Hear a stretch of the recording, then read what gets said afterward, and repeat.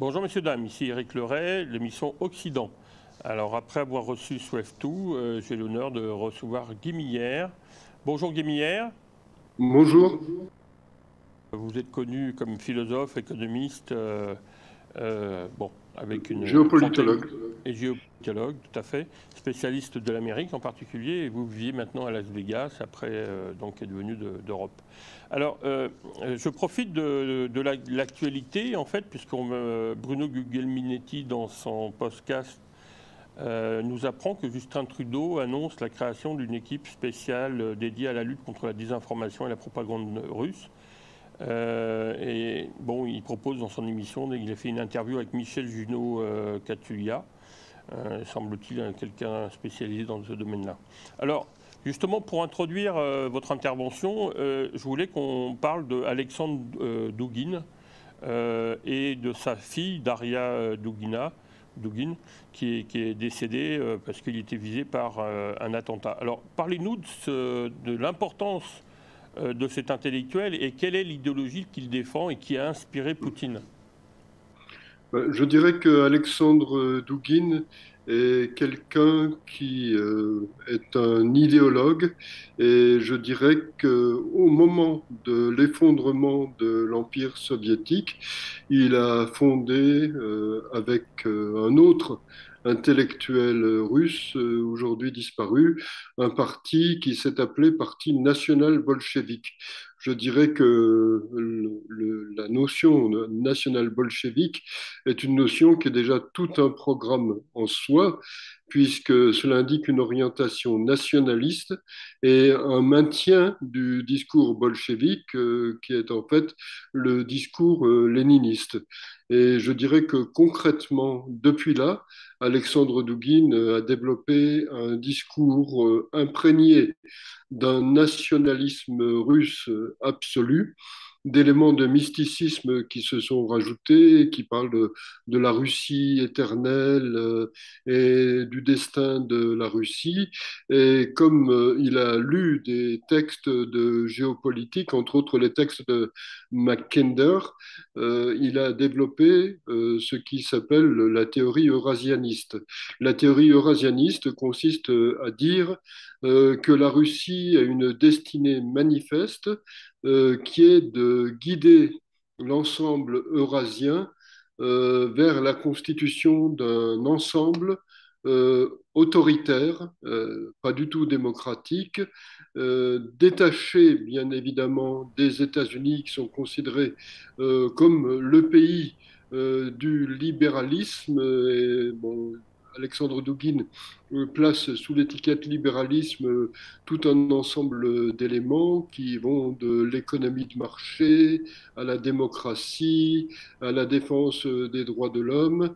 Et bien évidemment, il rattache tout cela à la décadence qu'il voit dans le monde occidental. Et donc, ce bloc euh, autoritaire qu'il voudrait voir se constituer sous l'égide de la Russie est un bloc qui devrait impliquer, d'une part, la soumission et la réintégration à la Russie de ce qu'était la Grande Russie à l'époque tsariste. Et la Grande Russie à l'époque tsariste a des coïncidences avec l'Empire soviétique et cela implique, entre autres, l'idée que l'Ukraine doit être complètement réenglobée à l'intérieur de la Russie par la force si nécessaire, et d'autre part que des pays comme la Pologne, les pays baltes doivent aussi être réenglobés en tout ou partie au sein de l'Empire russe.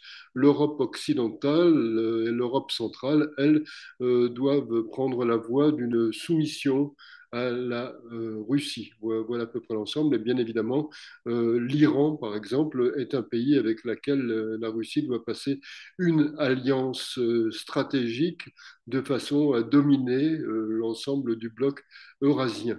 Donc voilà à peu près ce que sont les idées d'Alexandre Douguine. Dans les années 2014, 2013, 2014, Alexandre Douguine s'est rapproché de Vladimir Poutine.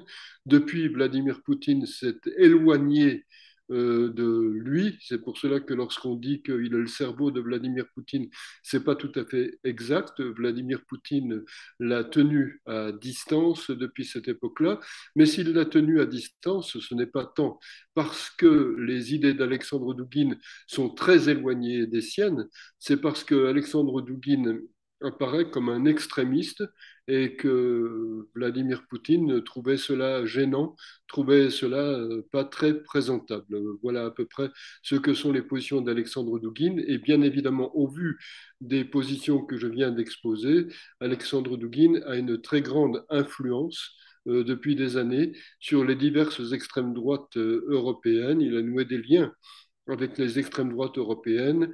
Et ces extrêmes droites européennes sont des extrêmes droites plutôt pro-russes, entre guillemets, et très anti-américaines. Et je dirais que ceci explique cela. Il y a une explication qui est très claire et sous-jacente lorsqu'on regarde ce que sont les idées d'Alexandre Douguin. Sa fille n'a pas toujours été proche de ses idées, mais ces dernières années, elle s'est rapprochée des idées de son père et elle a défendu les idées de son père et je dirais qu'elle a continué à le faire dans le cadre de la guerre d'agression lancée par la Russie contre l'Ukraine depuis 6 mois et tout aussi bien les discours d'Alexandre Dugin lui-même que les discours de sa fille ont été des discours extrêmement anti-ukrainiens et des discours qui, sur certains plans, ne sont pas éloignés du national-socialisme hitlérien. Je dirais que la fille d'Alexandre Dugin a pu employer une expression comme sous-homme pour désigner les Ukrainiens. Et les sous-hommes doivent bien sûr être soumis et écrasés si possible. Donc Alexandre Douguin et sa fille ont été des chantres de l'agression de la Russie contre l'Ukraine. Je pourrais rajouter d'autres éléments du discours d'Alexandre Douguin qui est très antisémite, par exemple. Bon, ce n'est pas quelqu'un de sympathique, ce n'est pas quelqu'un de présentable, et sa fille avait pris une orientation pas du tout sympathique et pas du tout présentable ces derniers mois. Est-ce on peut comprendre effectivement la position de mouvements d'extrême droite comme en France, Éric Zemmour, avec certains, en tout cas certains groupes qui sont dans son parti et qui sont pro-Poutine et pro-russe, effectivement, vous nous avez expliqué pourquoi, c'est intéressant, parce qu'il y a une sorte d'anti-atlantisme aussi très fort dans le courant zémourien. Par contre, est-ce qu'on peut savoir qui est l'auteur de cet attentat? Qu'est-ce qui est visé? Est-ce que c'est un peu flou, Oui, quoi? avant de continuer sur ce plan, je dirais, je ne pense pas, je me trompe peut-être, mais je ne pense pas qu'Éric Zemmour connaisse les idées d'Alexandre Douguin. Je ne le rapprocherai pas d'Alexandre Douguin. Par contre, dans son entourage, Éric Zemmour est essentiellement quelqu'un qui se rapproche des idées gaullistes et qui suit les idées gaullistes sur tous les plans, et en particulier sur le plan de la politique étrangère. Et le général de Gaulle était lui-même pro-russe, entre guillemets, y compris à l'époque de l'Union soviétique, et anti-américain. Donc ça, c'est le point commun entre Éric Zemmour et le général de Gaulle. Mais je pense que dans l'entourage d'Éric Zemmour, il y a des gens qui se retrouvent sur des positions qui ne sont pas nécessairement éloignées de celles d'Alexandre Douguin. Pour ce qui concerne l'attentat, je pense que l'attentat visait Alexandre Douguin lui-même. Il a renoncé à la dernière minute à monter dans la voiture. Alexandre Douguin apparemment n'a pas le permis de conduire et donc quelqu'un doit le conduire là où il va. Et donc sa fille était censée le ramener chez lui apparemment et il a changé d'avis, il a maintenu une conversation avec des gens, il n'est pas monté dans la voiture. Donc elle a été seule à être tuée, mais l'attentat devait viser aussi bien lui que elle, et normalement les deux auraient dû mourir dans l'attentat. Pour ce qui concerne l'attentat, la piste énoncée immédiatement par le FSB, qui est le successeur du KGB, est une piste qui me paraît avoir une plausibilité égale ou inférieure à zéro. La jeune femme qui s'est trouvée immédiatement incriminée est censée avoir suivi tout un parcours, et le FSB est censé avoir connu tout son parcours, son entrée en Russie, le fait qu'elle a loué un appartement à côté de chez Daria Dugina. Elle est censée avoir tout su de son parcours, y compris sa sortie de Russie. Et par contre, le FSB ne l'a pas suivi pendant qu'elle était en train de, entre guillemets, mettre une bombe dans la voiture des Douguines. Donc je dirais que ça me paraît cousu de fil blanc. C'est un discours qui est destiné à effacer les autres pistes ou à occulter les autres pistes. Et c'est un discours que Poutine utilise pour inciter encore davantage à la haine vis-à-vis de l'Ukraine. Et je dirais que c'est essentiellement à cela que sert le discours. Mais je dirais que de toute façon, il y a à l'évidence des déficiences dans les services russes, parce que même la fausse piste qu'il donne est une fausse piste qui paraît peu crédible. Ça impliquerait qu'ils aient suivi quelqu'un à la trace pendant tout le temps, et que d'un seul coup, pendant que la personne en question est à une réunion, enfin, un festival de musique auquel participent les Douguines, là, par contre, le FSB ne voit plus rien, et d'un seul coup, miraculeusement, il revoit quelque chose. Donc, je dirais que même cette piste est assez minable pour le FSB. Mais je dirais que le FSB préfère sans doute, et Poutine préfère sans doute, utiliser cette piste plutôt que de dire autre chose. Et je dirais que les autres hypothèses sont des hypothèses qui impliquent, parce que mettre une bombe comme ça dans une voiture, le faire d'une manière très très discrète et pouvoir l'actionner à distance, ça implique un savoir-faire très très précis. Et je pense que la femme qui essaie d'incriminer, la femme ukrainienne qui essaie d'incriminer n'aurait pas pu faire ça. Je pense qu'il y a assez de surveillance en Russie. Je connais bien la Russie. La Russie est comme un pays très surveillé, c'est un pays de dictature. Et je pense que donc le FSB est impliqué dans la mise en place de la bombe, ou si ce n'est pas le FSB, ce sont des gens qui sont proches du FSB ou qui ont des connivences, des accointances avec le FSB. Ça peut être aussi des gens du GRU, qui est la branche qui se spécialise dans les attentats au sein du FSB et qui est liée à l'armée russe. Alors à partir de là, quelle est la bonne piste? Il est très difficile de le savoir. Je pense qu'on ne saura peut-être jamais ce qui s'est réellement passé et qui a réellement fait l'attentat.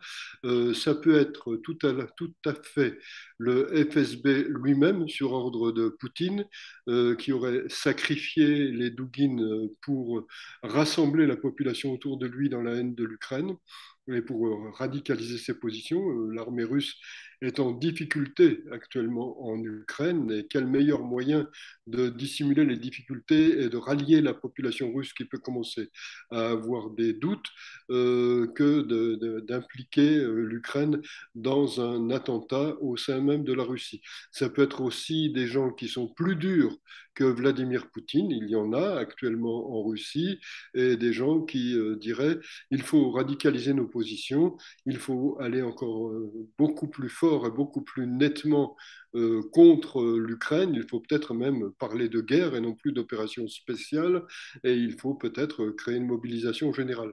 Donc des gens qui ont ce type d'idée pourraient avoir envisagé de faire l'attentat pour procéder à cette radicalisation.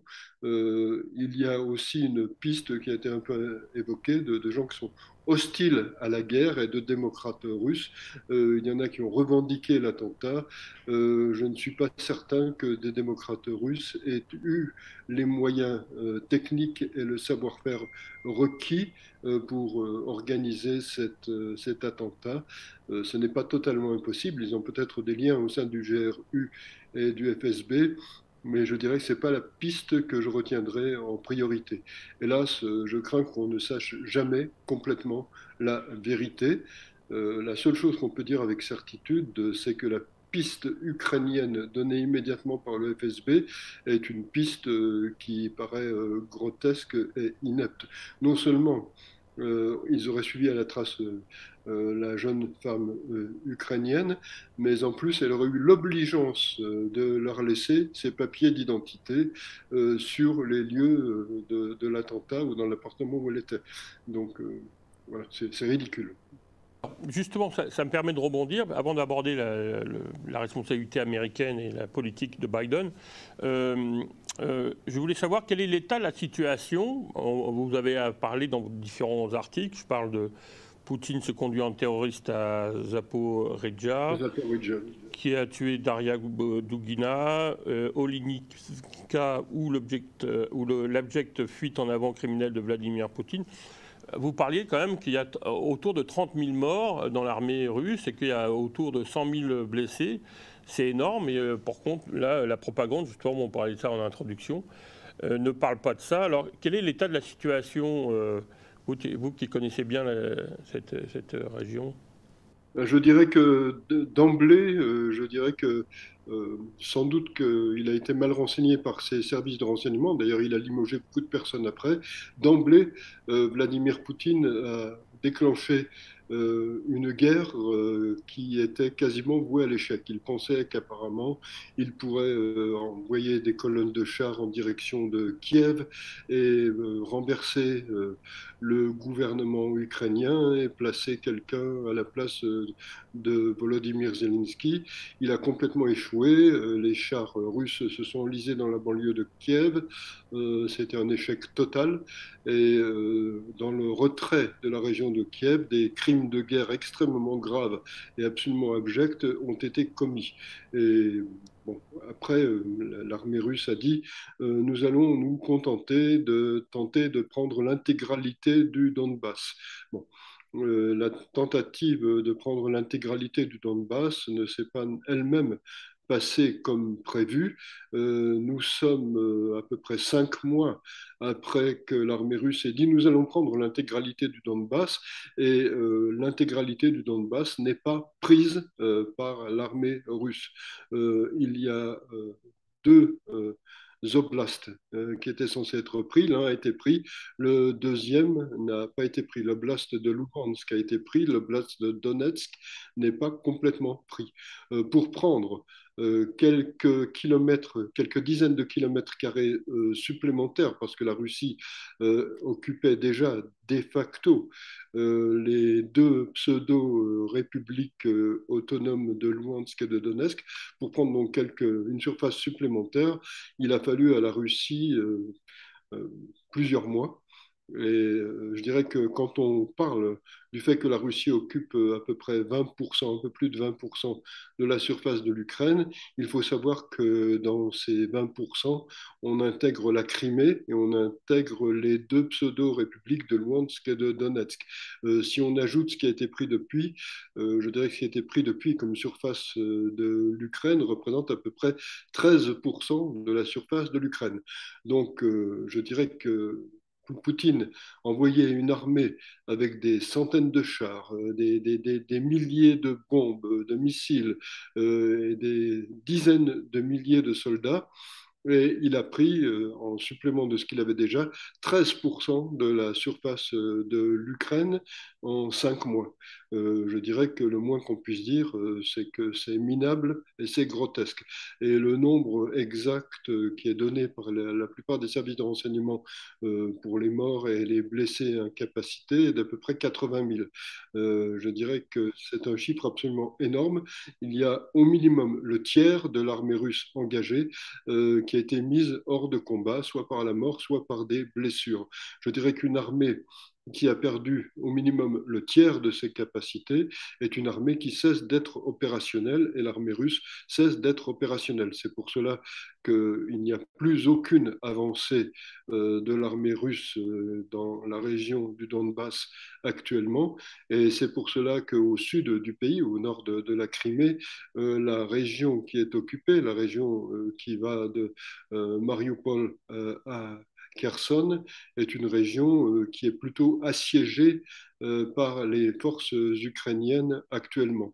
Donc je dirais que l'armée russe est en très mauvaise posture actuellement. Ça ne veut pas dire que l'Ukraine a la possibilité de relancer une contre-offensive, mais cela veut dire que l'armée russe est complètement enlisée dans ses positions, ne peut rien faire, et je dirais qu'elle peut tenter de tenir ses positions. Ce sera difficile pour l'armée ukrainienne de la repousser complètement dans l'immédiat.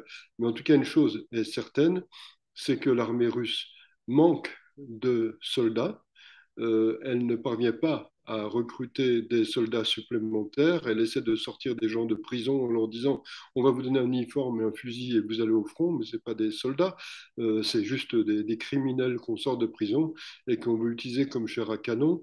Euh, L'armée russe comptait sur son artillerie et son artillerie commence à faiblir parce que d'une part, tous les armements modernes dont disposait la Russie ont été détruits au cours des combats et maintenant que les forces ukrainiennes disposent d'armes américaines très précises et très perfectionnées comme les HIMARS, les dépôts de munitions, les pièces d'artillerie, les lignes d'approvisionnement russes sont systématiquement détruites par l'armée ukrainienne. Et je dirais que l'armée ukrainienne même a montré qu'elle pouvait frapper la Crimée, ce qu'elle ne faisait pas auparavant. Donc je dirais que la Russie est vraiment en mauvaise posture et sur la défensive, et c'est ce qui explique ce qui se passe autour de la centrale de Zaporizhzhia.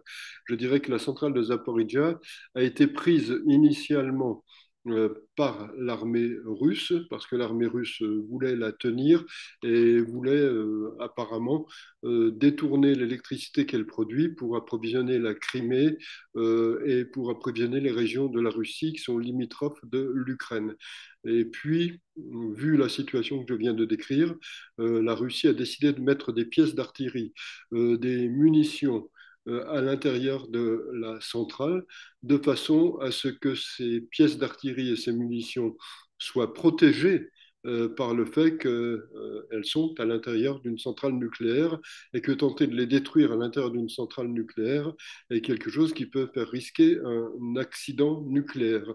Et la Russie utilise ces pièces pour tirer sur les positions ukrainiennes et elle dit attention, attention, l'Ukraine risque de nous tirer dessus, ça va provoquer un accident nucléaire. Ce qui risque de provoquer un accident nucléaire, c'est le fait que la Russie ait pris en otage cette centrale et l'utilise comme une forme de bouclier.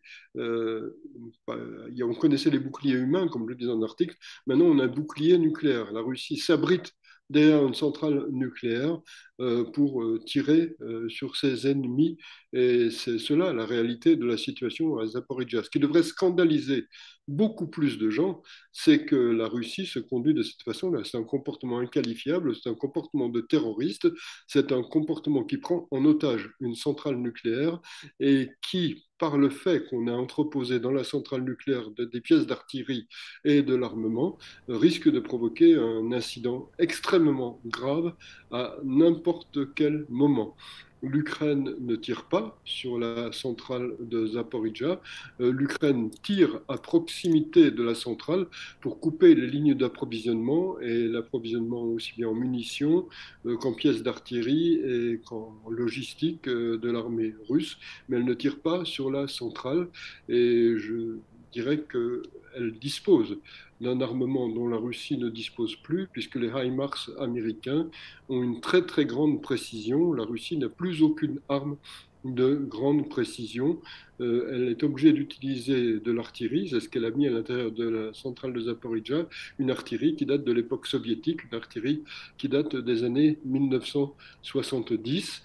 Toute son artillerie moderne a été détruite au cours des 5 derniers mois de la guerre. Elle ne peut pas fabriquer à nouveau des pièces d'artillerie modernes parce qu'elle dépend pour la fabrication de pièces d'artillerie modernes de composants qui viennent du monde occidental et des alliés asiatiques du monde occidental. Et comme tout cela n'est plus susceptible d'être importé en Russie, la Russie ne peut pas fabriquer d'armement performant moderne aujourd'hui. Voilà la situation et je dirais que si le monde occidental continue à livrer des armes à l'Ukraine, l'Ukraine est en position de pouvoir petit à petit remporter ce conflit, ce qui serait légitime puisque l'Ukraine est le pays agressé et que la Russie est le pays agresseur. Non seulement la Russie est le pays agresseur, mais Poutine a fait commettre à son armée une très grande quantité de crimes de guerre. Il y en a 29 000 qui sont répertoriés actuellement. Et je dirais que dans quelques mois se mettra sans doute en place un tribunal international de type Nuremberg pour juger les nombreux crimes commis par Vladimir Poutine et par la Russie de Poutine. Ben, c'est une bonne nouvelle. Alors maintenant, qu'est-ce que fait l'Amérique? C'est ça qu'on se demande, parce que avec la puissance qu'elle est censée représenter, on s'attendrait à ce que disons, le secours arrive plus rapidement et plus massivement. Mais j'ai l'impression que, comme vous le dites dans vos différents articles, alors je parle l'Amérique, la descente aux enfers, l'administration de Biden veut transformer les États-Unis en État autoritaire. On a l'impression que Biden a d'autres préoccupations et que c'est à contre-cœur qu'il va aider l'Ukraine, puisqu'il était pratiquement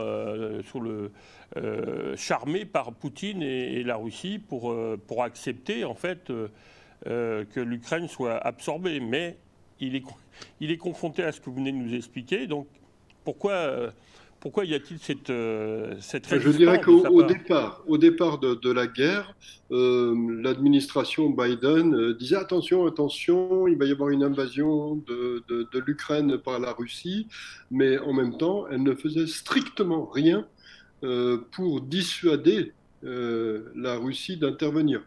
Elle a même retiré tous les soldats américains qui étaient présents sur le territoire de l'Ukraine. Elle a fait fermer l'ambassade des États-Unis. Et je dirais que dans les heures qui ont suivi le début de l'invasion de l'Ukraine par la Russie, euh, Biden a téléphoné à Volodymyr Zelensky et lui a dit, je vous envoie un avion, vous pouvez quitter le pays. Bon, vous pouvez quitter le pays, laisser la place aux Russes, et puis voilà, l'affaire sera réglée assez rapidement. Donc l'administration Biden entérinait la chute du gouvernement ukrainien et la prise de l'Ukraine par la Russie. Elle aurait dit qu'elle déplorait et puis après ce serait rentré dans l'ordre. C'est à peu près comme ça que les choses devaient se passer. Simplement, elles ne se sont pas du tout passées comme ça. Comme je l'ai expliqué il y a quelques instants, l'armée russe s'est enlisée, elle a été mise en position d'échec, l'armée ukrainienne a résisté, la population ukrainienne a résisté aussi, et Volodymyr Zelensky, à la place de dire oui, oui, je vais prendre l'avion que vous m'envoyez, a dit je n'ai pas besoin que vous m'envoyiez un moyen de partir du pays, j'ai besoin de munitions. Et il a pris une position de résistant et il a tenu un discours de résistant qu'il tient jusqu'à présent. Il s'est véritablement conduit en homme d'État. Et je dirais que c'est quelque chose qui n'était pas du tout prévu. Tout cela n'était pas du tout prévu par la Russie et tout cela n'était pas non plus du tout prévu par l'administration Biden. Face à cette nouvelle situation, l'administration Biden, voyant que la cause ukrainienne était une cause extrêmement populaire et soutenue au sein des États-Unis, a changé son attitude et elle a commencé à dire on va soutenir l'Ukraine. Mais elle a voulu soutenir l'Ukraine, bien que cela la gêne, parce qu'elle voulait avoir d'autres relations avec la Russie, pas de relations d'hostilité, et donc elle a soutenu d'une manière relativement minimale l'Ukraine pendant tout un temps. Je dirais qu'elle l'a fait parce qu'elle disait, l'administration Biden, une solution négociée serait sans doute préférable. Et donc l'administration Biden a souhaité une solution négociée et donner trop d'armes à l'Ukraine, c'était aller à l'encontre de la possibilité d'une solution négociée. Et donc, par exemple, les HIMARS dont je parlais sont des armes que l'Ukraine a demandées depuis très longtemps, mais que l'administration Biden n'a pas voulu envoyer jusqu'au mois de juin dernier. Elle aurait pu les envoyer bien plus tôt, mais elle ne l'a pas fait pour les raisons que je viens d'indiquer. Et je dirais que comme la guerre a duré, comme l'armée ukrainienne a très bien résisté, l'administration Biden a monté en puissance et a donné de plus en plus d'armement. Mais l'armée ukrainienne n'a pas encore tout à fait assez d'armement pour lancer une contre-offensive. Et donc, je dirais qu'à mon avis, il y a au sein de l'administration Biden des gens qui disent qu'il faudrait quand même rechercher une solution négociée, et des gens qui disent si l'on donnait les moyens à l'Ukraine de gagner, ce serait peut-être positif pour nous dans la perspective des élections du mois de novembre prochain. Donc je dirais que la position définitive de l'administration Biden sur ce plan ne me semble pas tranchée. Mais en tout cas, il y a beaucoup plus d'armes qui sont données pour le moment à l'Ukraine. Il en faudrait plus encore pour que l'Ukraine puisse véritablement gagner. Mais bon, il y a eu toute cette évolution Mm. qui s'est opérée au cours des mois et des semaines qui ont précédé. Et j'ajouterais juste un point pour que les gens comprennent pourquoi l'administration Biden ne voulait pas être en position d'hostilité par rapport à la Russie. C'est que l'administration Biden se donne pour objectif central au Proche-Orient de signer à nouveau un accord avec la République islamique d'Iran. Et je dirais qu'au cœur de l'accord avec la République islamique d'Iran, qui prenait forme avant que la guerre soit déclenchée, il y avait des accords avec la Russie. Et il y avait des milliards de dollars qui devaient aller en direction de la Russie. Et les États-Unis acceptaient que ces milliards de dollars aillent en direction de la Russie. Et l'administration Biden avait même poussé l'obligeance vis-à-vis de la Russie jusqu'à permettre que le négociateur russe négocie au nom des États-Unis et intègre dans l'accord tout ce qu'il voulait y intégrer. Donc je dirais que là, si on voulait parler de collusion, il y avait vraiment une collusion entre la Russie et l'administration Biden dans le cadre de la négociation de l'accord avec l'Iran. Le fait que l'opération russe contre l'Ukraine est échouée a remis en cause les choses, et donc maintenant les États-Unis l'administration Biden est toujours désireuse de signer un accord avec la République islamique d'Iran, mais le volet russe en a sans doute été éliminé. Mais au départ, ce n'était pas du tout le but de l'administration Biden. L'administration Biden était tout à fait prête à signer un accord qui serait non seulement très favorable à l'Iran, mais aussi très favorable à la Russie. Et donc, elle a Peut-être dû que changer son fusil d'épaule sur ce plan. Peut-être qu'on pourrait expliquer aussi l'intérêt de Biden pour la victoire de la Russie contre l'Ukraine, puisqu'il a eu avec son fils des démêlés avec l'Ukraine dénoncés par Trump, puisqu'il y a eu des malversations et même de la corruption. Bon, il y a eu des actes de corruption, clairement. Ouais. Il y a une Donc corruption de la famille Biden qui est passée par une entreprise qui s'appelle Burisma. Et je dirais que sur ce plan, il y a aussi beaucoup d'intoxication. Je dirais que il y a énormément de désinformation venant de la Russie qui circule dans les médias occidentaux. Et je dirais que je trouve cela déplorable.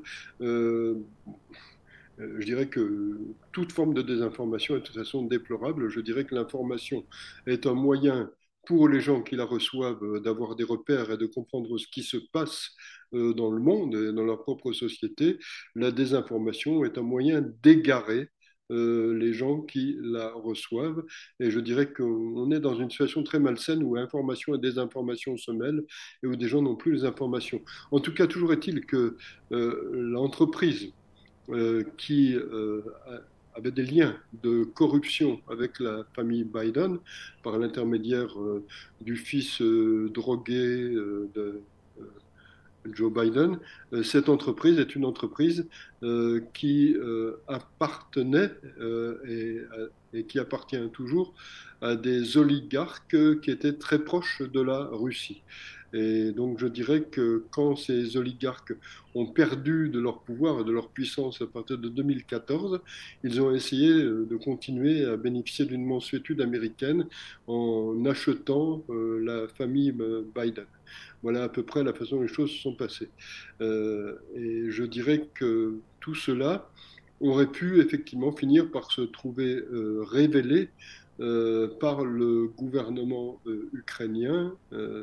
Et je dirais que sur ce plan, le gouvernement ukrainien a sans doute été tenue pendant tout un temps par l'administration Biden, parce que si le gouvernement ukrainien avait révélé certaines choses, l'administration Biden aurait pu couper tout lien financier avec l'Ukraine. Je dirais que dès lors que la famille Biden, qui est une famille criminelle, est au pouvoir, je dirais qu'un pays comme l'Ukraine ne pouvait que faire très très attention à l'ensemble de ses décisions. Et je dirais que Biden a montré dans le passé qu'il pouvait ne pas hésiter à exercer des chantages. Je dirais qu'il y a des images vidéo qui montrent Biden disant il y a un juge en Ukraine qui s'intéresse de trop près aux affaires de mon fils, aux affaires de corruption. J'ai téléphoné au président ukrainien et je me dis, vous voulez continuer à recevoir une aide américaine, vous avez intérêt à limoger ce juge et à le faire arrêter. Voilà.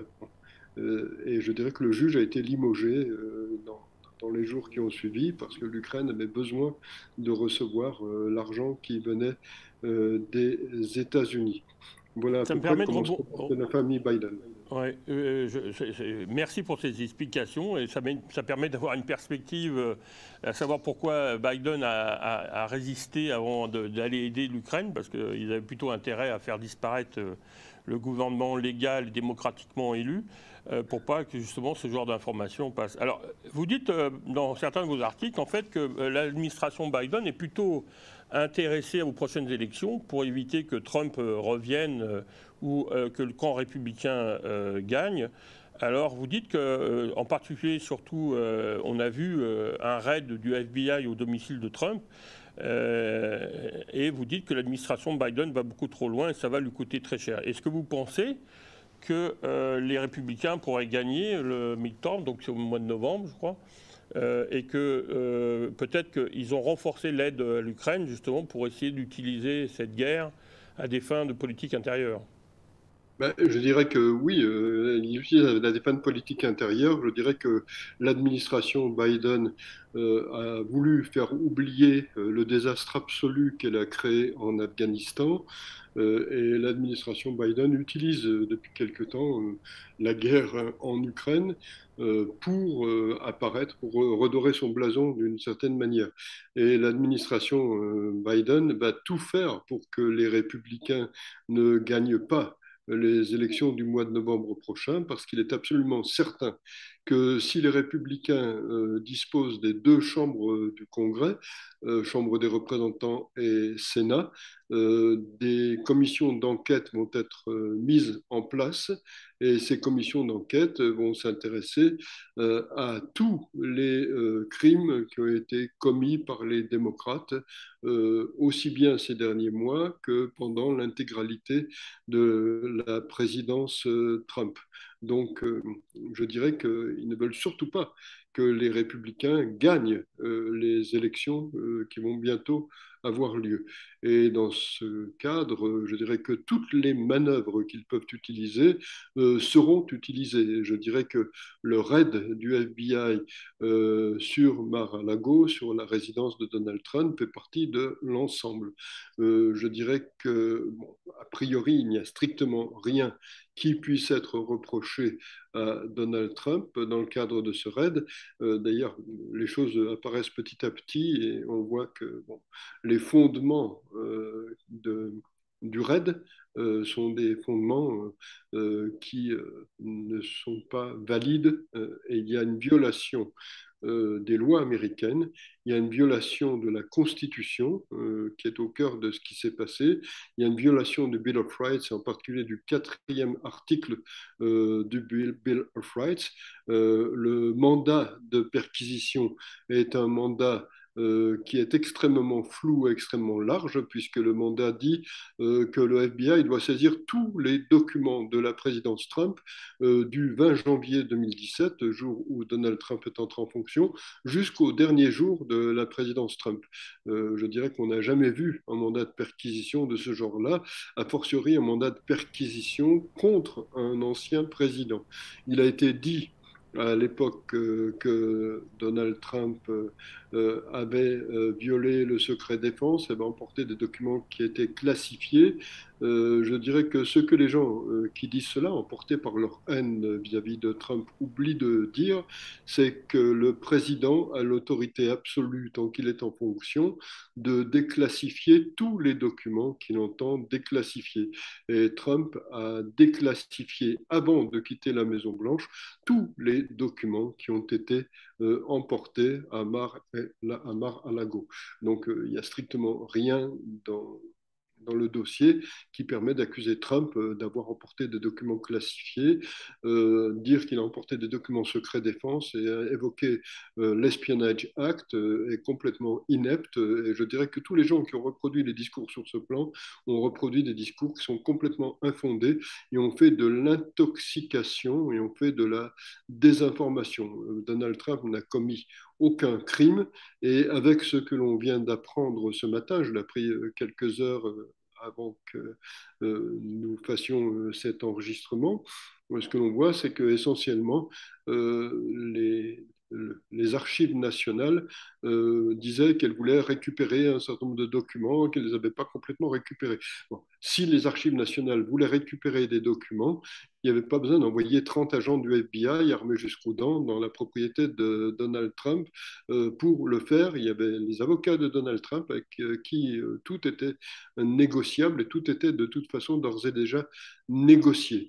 Et dire que des documents n'étaient pas en sécurité dans la propriété de Donald Trump laisse de côté un aspect qui est quasiment jamais évoqué, c'est qu'un ancien président reste protégé par le Secret Service, par le service secret qui protège les présidents en exercice et les présidents qui sont retirés. Donc la propriété de Donald Trump est sous la surveillance constante du Secret Service. Donc penser qu'un cambrioleur, quel qu'il soit, pourrait s'introduire dans la propriété de Donald Trump pour prendre des documents est quelque chose qui est complètement infondé et complètement farfelu. Et bon, je dirais que les accusations que j'ai pu voir disant Donald Trump aurait peut-être pu vendre des documents à une puissance étrangère sont des accusations totalement infondées et diffamatoires. Et non seulement elles sont infondées et diffamatoires, mais elles sont grotesques. Donald Trump est milliardaire, il n'a pas besoin d'arrondir ses fins de mois en vendant des documents à je ne sais qui, à l'Iran, à l'Albanie, à la Russie, au Zimbabwe, pourquoi, mais c'est n'importe quoi. Bon. Alors justement, pour conclure, vous semblez dire quand même que Trump reste l'homme à abattre. On a eu donc l'impression qu'il a perdu son élection suite à une sorte de coup d'État. Est-ce que vous croyez que les démocrates vont continuer à faire de la fraude électorale et qu'ils vont trouver toutes sortes de moyens, comme on le voit, pour aller jusqu'à même penser de mettre en prison Donald Trump, mais enfin, c'est peut-être excessif, mais on a vu qu'ils ont vraiment utilisé tous les moyens possibles.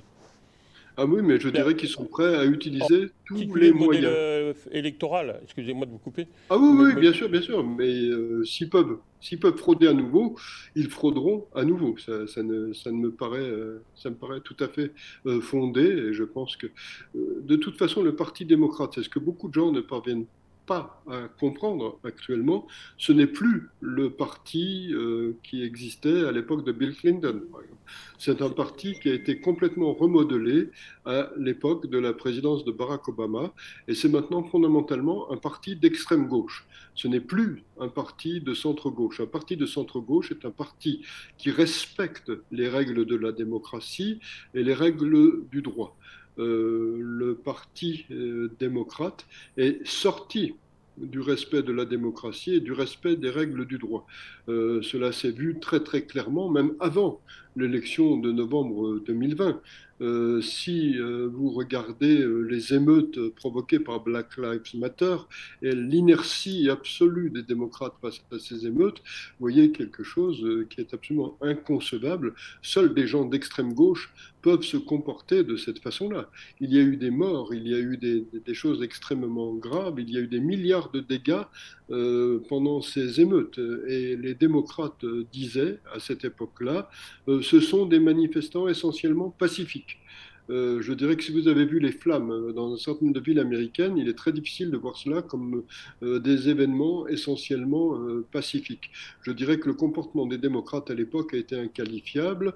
Je dirais que tout indique vraiment, parce qu'il y a énormément d'éléments qui le montrent, que après les fraudes de novembre 2020, il y a eu des pressions intolérables sur les juges récalcitrants qui étaient prêts à écouter les plaintes déposées par les avocats de Donald Trump. Il y a eu une intoxication mentale par les grands médias américains. Et je dirais que ce qui s'est passé le 6 janvier 2021 a toutes les apparences d'un coup monté dont on n'a pas tous les tenants et les aboutissants, mais dont on a beaucoup d'éléments. Il y a un excellent film qui a été réalisé aux États-Unis qui s'appelle Capital Punishment, Capital T-O-L, Capital Punishment, et ce film donne beaucoup d'éléments absolument accablants pour Nancy Pelosi, qui est Speaker of the House, pour la mairie de Washington, D.C., et pour tout un ensemble de démocrates, et aussi pour le FBI. Le FBI est actuellement tellement corrompu et tellement détérioré de l'intérieur que beaucoup de républicains disent son état est irrémédiable et il faudrait peut-être dissoudre le FBI et refaire une police fédérale d'une manière saine, mais on ne peut pas garder un FBI de ce genre-là. J'espère qu'on finira par savoir un jour exactement ce qui s'est passé le 6 janvier 2021, mais ce qui s'est passé n'est pas du tout une insurrection qui a été montée par Trump contre la République. Il y a eu une manifestation qui était essentiellement une manifestation pacifique contre les fraudes électorales et il y a des gens qui ont mis en place une provocation et cette provocation, elle a de multiples aspects. Et je dirais que par exemple, ce qui n'est jamais dit à l'échelle internationale, dans les informations, qui ne sont pas des informations, puisqu'il y a ces lacunes, c'est que les gens qui ont cassé quelques vitres pour rentrer dans le Capitole sont des gens qui ont disparu très vite, qui étaient des gens masqués et qu'on n'a jamais retrouvés. Ce qui n'est jamais dit non plus, c'est que la police du FBI a dit aux manifestants, entrez s'il vous plaît, c'est votre maison, vous pouvez rentrer. Et il y a des images qui montrent ce que je viens de dire. Bon, je pourrais donner une multitude d'autres détails, mais ce qui s'est passé ce jour-là est extrêmement troublant. Et je dirais qu'un grand commentateur conservateur américain, Dennis Prager, a comparé ce qui s'est passé le 6 janvier 2021 à l'incendie du Reichstag qui avait permis à Adolf Hitler d'asseoir son pouvoir en Allemagne. Et je pense que la comparaison n'est pas une comparaison excessive. Ce qui se passe actuellement aux États-Unis est extrêmement grave. La commission sur ce qui s'est passé le 6 janvier, qui a été mise en place par les démocrates, est une commission qui a été mise en place d'une manière qui viole toutes les règles du Congrès et c'est une commission qui ressemble à un tribunal stalinien. Et je dirais qu'on la prend au sérieux dans le reste du monde, on commente ce qui s'y dit d'une manière sérieuse. Je dirais que le minimum du travail de journaliste qui traite de cette question devrait consister à dire qu'une commission du Congrès est une commission qui, pour être une commission digne de ce nom, doit inclure des gens du parti qui est au pouvoir, donc en l'occurrence le Parti démocrate, et des gens du parti qui est dans l'opposition. Or, tous les républicains qui ont été proposés par le Parti républicain pour faire partie de cette commission ont été récusés et refusés totalement par les démocrates. Et les démocrates ont choisi deux membres du Parti républicain très hostiles à Donald Trump et au reste du Parti républicain et qui sont en fin de carrière politique et qui sont des vendus au Parti démocrate. C'est pas comme ça qu'on constitue une commission au sein du Congrès américain. Une commission constituée de cette façon-là devrait être une commission considérée comme une imposture. Et cette imposture devrait être dénoncée. Comme les médias d'information ne font plus leur travail, on prend cette commission au sérieux et on ne dit pas que c'est une imposture. Alors, votre avis pour finir cette entrevue, sur les prochaines élections, quel est votre diagnostic bon, vous étiez assez positif et confiant il y a quelques semaines, mais il y a semble-t-il, un tassement. Ben, je dirais que ce qui se passe actuellement, c'est qu'effectivement, la vague républicaine qui prenait forme il y a quelques semaines paraît ne pas être aussi solide que cela a été prévu. Et je dirais qu'il en est ainsi assez largement en raison des campagnes médiatiques contre les républicains et contre Donald Trump actuellement.